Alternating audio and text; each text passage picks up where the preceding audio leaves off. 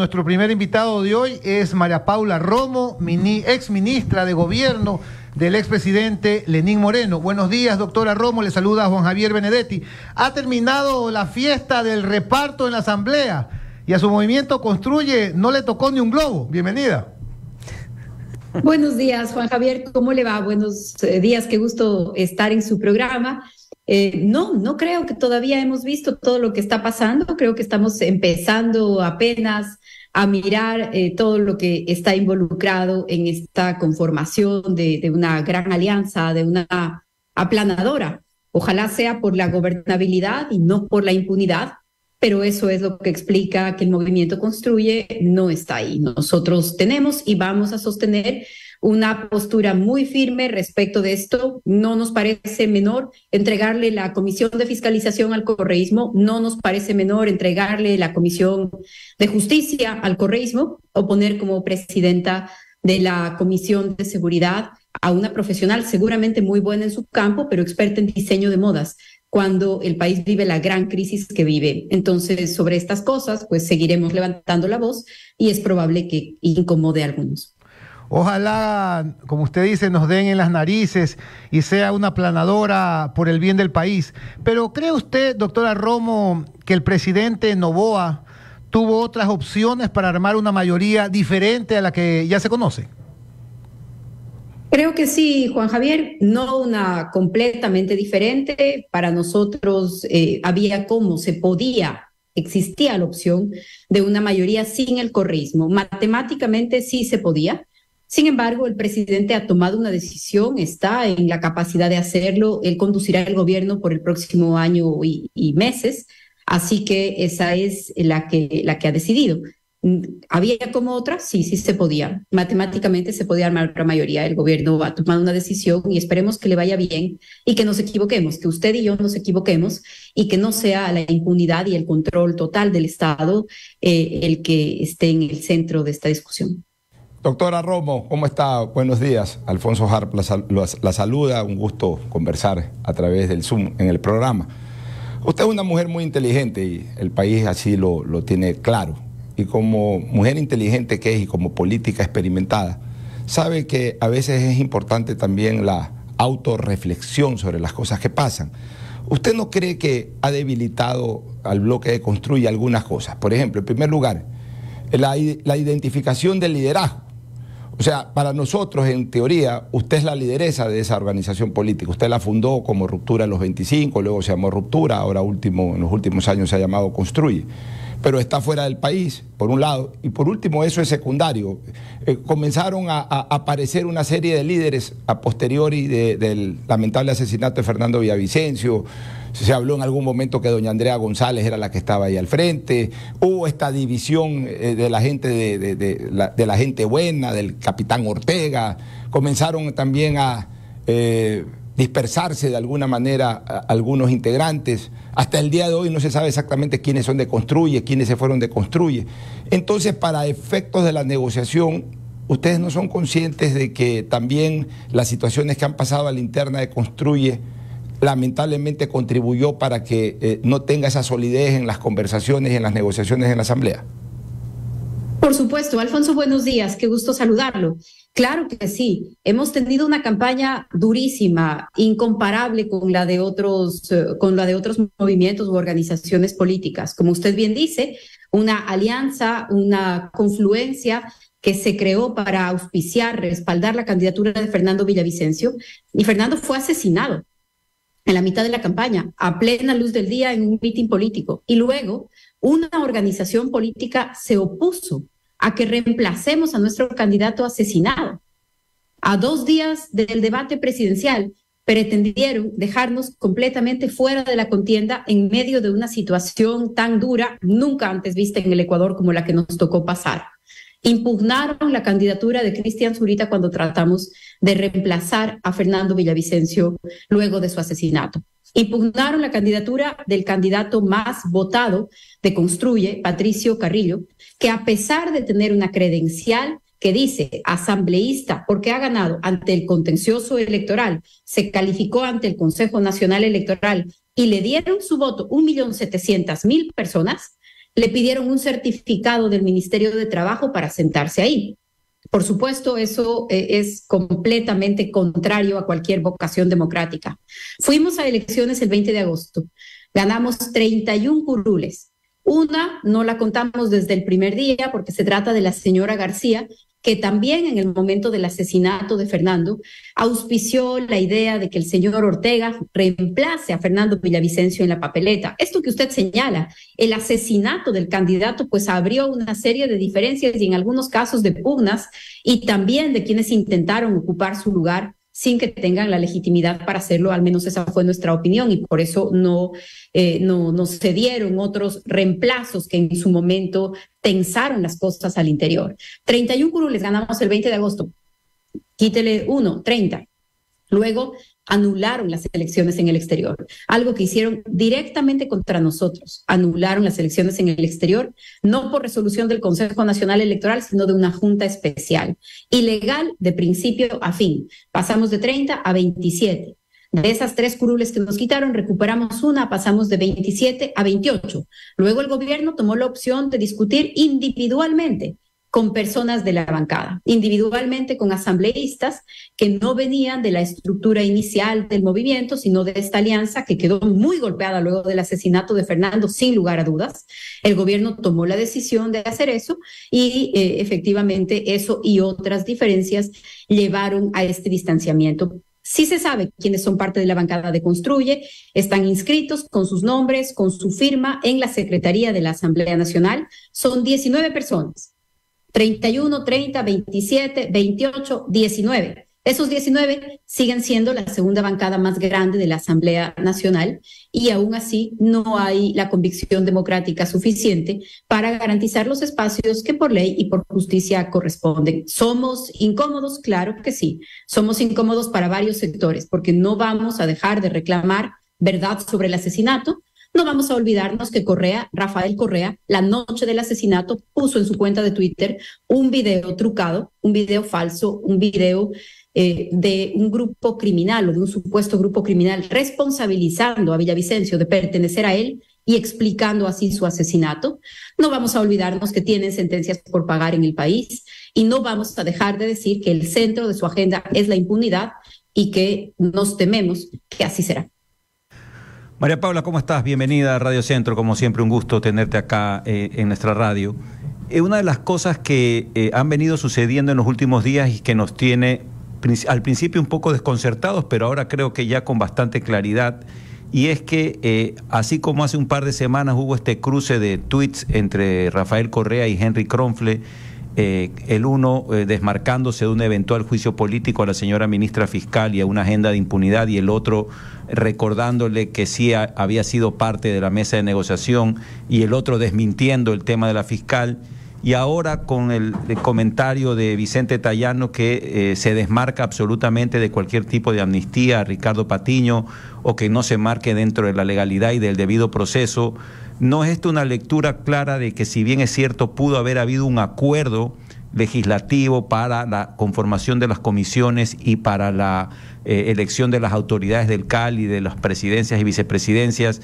Parecería que el Partido Social Cristiano efectivamente está marcando una distancia con esa agenda revanchista, de odio, de venganza, de persecución del correísmo.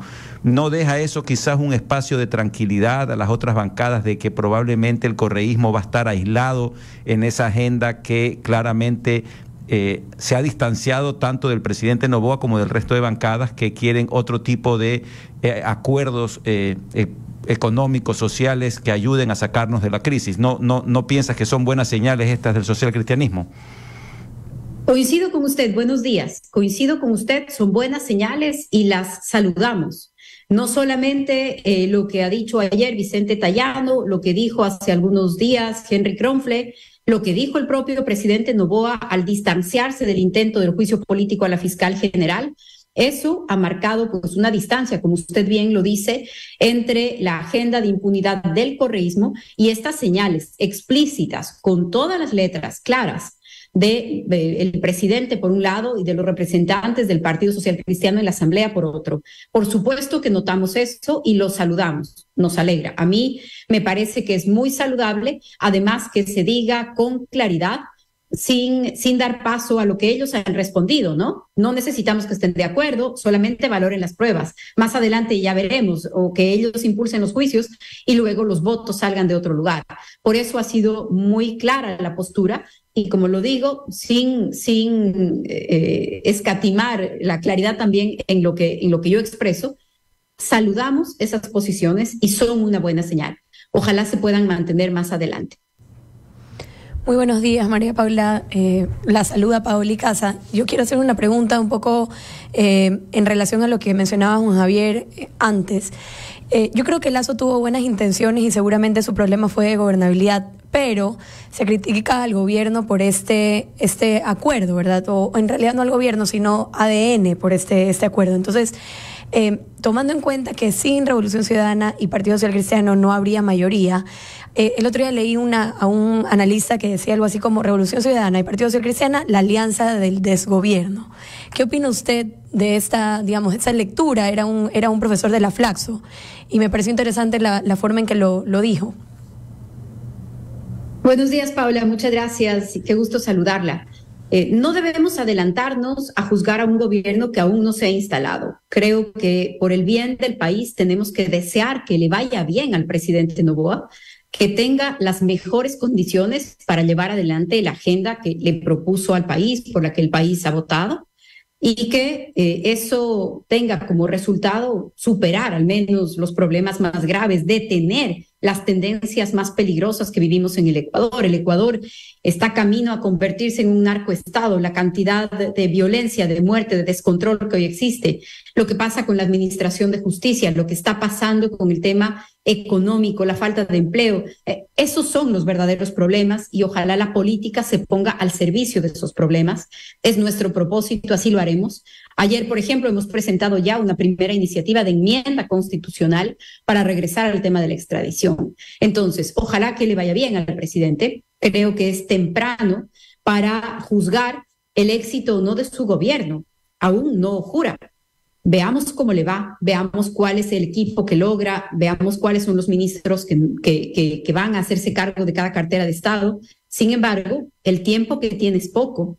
Yo lo comentaba, creo que en esta misma radio, lo comentaba hace algunas semanas, lo que usualmente un gobierno tiene como un tiempo de espera, de paciencia de la población, de la prensa, de las otras organizaciones políticas, y hay como una primera evaluación de 100 días. La verdad es que para este gobierno 100 días es una cuarta parte de su periodo. Entonces habrá que llegar a las evaluaciones. No serán en 100 días, probablemente serán en 30 por las circunstancias del gobierno, pero creo que hoy todavía es temprano y también es temprano para pronosticar que le vaya mal. Sería un grave error. Ojalá le vaya bien, pero habrán algunos días y habrán algunas señales para saber si eso pasa en las próximas semanas. Doctora Romo, con las cartas ya echadas en la Asamblea, ¿Construye es hoy un movimiento político de oposición a Noboa y su gobierno? Construye es la oposición al correísmo, a la agenda de impunidad, es la oposición al narcoestado, a las mafias y sus aliados. Construye es la oposición a eso y actuará en consecuencia. No hemos dicho que somos oposición al gobierno ni a las otras fuerzas democráticas. De hecho, hemos procurado dar señales de dejar los canales de diálogo y de colaboración abiertos por el bien del país, por la agenda del país. Siempre estaremos aquí, pero claramente somos la oposición de las mafias y sus aliados políticos, somos la oposición al correísmo. Doctora, los políticos cuando revisan el calendario no lo hacen para deshojar margaritas, sino para tomar decisiones. Y ya se viene el 2025. ¿Qué va a hacer María Paula Romo el 2025? Ella inició un proyecto político a inicios de siglo, allá en la primera década del siglo XXI. Cuando se habla de inicio de siglo, no crean que han pasado 50 o 60 años, apenas 23. Pero en todo caso, usted inició una carrera política, llegó a la Asamblea Constituyente del 2007, me parece que luego participó también en alguna contienda para regresar a la Asamblea, de hecho creo que regresó a la Asamblea. Su organización política tuvo algún impulso, luego se debilitó un poco, no les fue bien en la elección presidencial del 2013, pero ahora están en un buen momento. Construye resulta pues que fue la tercera organización política más votada en la última elección presidencial, tienen el segundo bloque legislativo más numeroso, si no me equivoco. Y bueno, ahí está Construye, y ahí está una política, una lideresa de esa organización política que está en Estados Unidos, pero que alguna vez pretendió ser candidata presidencial. El 2025 puede ser el año en que la papeleta la vea a María Paula Romo como candidata a la presidencia. En el 2025, Construye tendrá una excelente carta presidencial y tendrá excelentes propuestas en todos los espacios para la Asamblea Nacional, y estamos preparándonos para eso y estamos trabajando para eso. Es pronto para anunciar nombres. Como organización política nos tomamos este momento con gran responsabilidad. Creemos que hay un sector de la población que nos ha encargado su representación, y eso es lo que vamos a hacer en la Asamblea y, por supuesto, a profundidad en las próximas elecciones, y hacia allá nos dirigimos. Es temprano para decir nombres, pero como usted me pregunta a mí directamente, Alfonso, yo suelo responder también. Le puedo decir algo.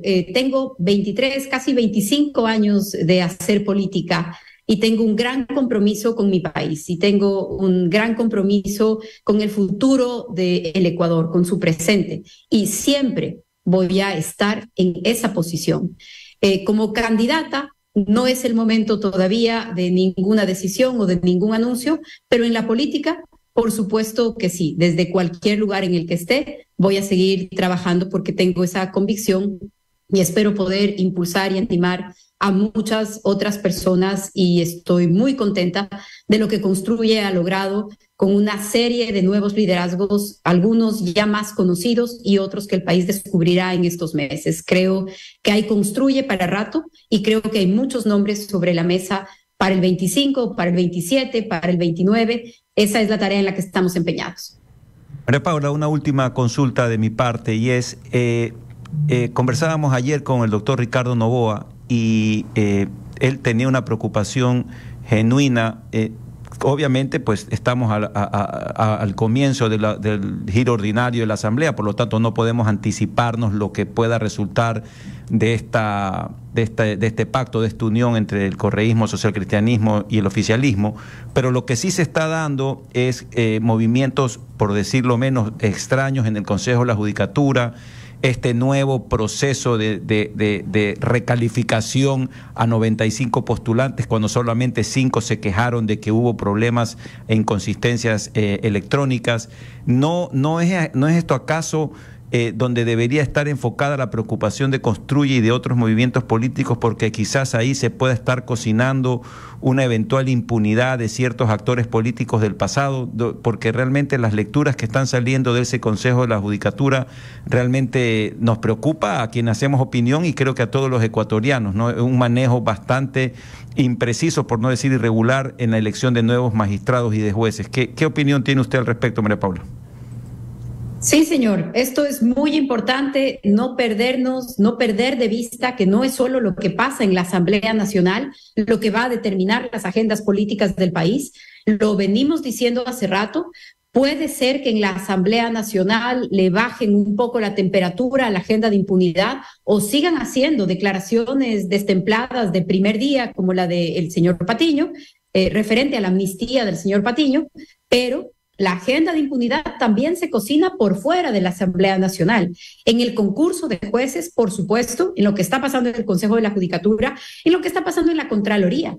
Ayer acaba de renunciar sorpresivamente la segunda persona con la mejor puntuación en ese concurso. Ojo con las implicaciones que esto tiene. Por supuesto, hay que mantener la atención puesta en lo que está sucediendo ahí, porque ahí también está avanzando la agenda de impunidad. Y yo quiero añadir algo más, porque a veces podría pensarse que esta discusión tiene que ver solamente con la impunidad de los líderes del correísmo, de Correa y de su gente. No es así. Cada uno de estos movimientos sigue destrozando la administración de justicia. Entonces, estos ataques, esta debilidad, este ejemplo, esta concentración en estos juegos de gran calado, lo que provoca es que en el resto de la administración de justicia suceda lo mismo. Y lo que tenemos es una administración de justicia que no está actuando en ningún caso. Entonces la impunidad va de lo grande a lo pequeño y podemos analizarlo. Acaba de salir un informe sobre casos de lavado de activos. Hace 3 años se sentenciaban 3 de cada 10 casos. El año pasado, 1 de cada 10. Y podemos hacer lo mismo con trata de personas, podemos hacer lo mismo con asesinatos. Los sicariatos casi han dejado de castigarse en el país. Entonces, ese ejemplo de impunidad, ese mensaje de impunidad permea a toda la sociedad. No es un asunto de correístas o no correístas. Es el mensaje de si vivimos en un país que tiene ley y en donde todos nos sometemos a la ley, o en un país en donde las leyes no cuentan ya para casi nadie. Doctora Romo, tengo una última inquietud. El presidente, todavía en funciones, Guillermo Lasso, habló de los zánganos de la política y creo que la mencionó usted. No estoy segura, Juan Javier, pero escuché que el presidente habló de líderes políticos cuyos partidos tienen representación en la Asamblea, que no es su caso. Muchísimas gracias por absolver nuestras inquietudes periodísticas, doctora Romo. Un gusto siempre tenerla en estos estudios. Gracias, buenos días. El gusto siempre es mío. Saludos a todos.